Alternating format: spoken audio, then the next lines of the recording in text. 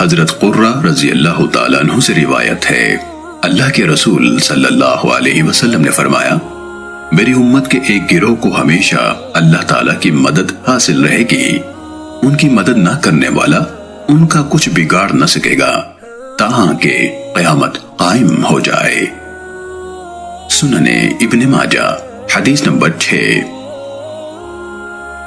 حضرت ابو ہریرہ رضی اللہ تعالیٰ عنہ سے روایت ہے کہ اللہ کے رسول صلی اللہ علیہ وسلم نے فرمایا، میری امت میں سے ایک گروہ اللہ کے احکام پر ہمیشہ پوری طرح قائم رہے گا، اس کی مخالفت کرنے والا اس کو نقصان نہیں پہنچا سکے گا۔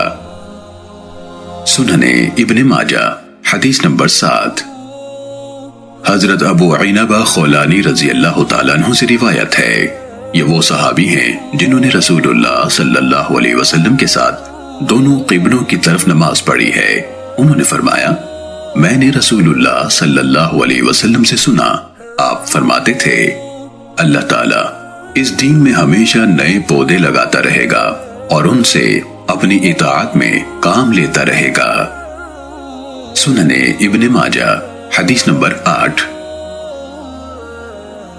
حضرت عمر بن شعیب رحمت اللہ علیہ کے والد شعیب بن محمد رحمت اللہ علیہ سے روایت ہے کہ حضرت معاویہ رضی اللہ تعالیٰ عنہ نے کھڑے ہو کر خطبہ دیا اور خطبے کے دوران میں فرمایا، تمہارے علماء کہاں ہیں؟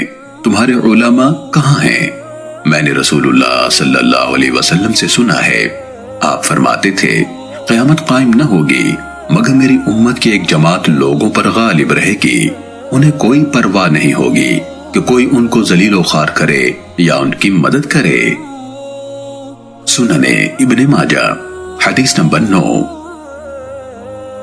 حضرت ثوبان رضی اللہ تعالیٰ عنہ سے روایت ہے، رسول اللہ صلی اللہ علیہ وسلم نے فرمایا، میری امت کی ایک جماعت ہمیشہ حق پر قائم رہے گی اور اس کی مدد کی جاتی رہے گی، ان کی مخالفت کرنے والے انہیں نقصان نہیں پہنچا سکیں گے حتیٰ کہ اللہ تعالیٰ کا حکم یعنی قیامت آ جائے۔ سننے ابن ماجہ حدیث نمبر 10۔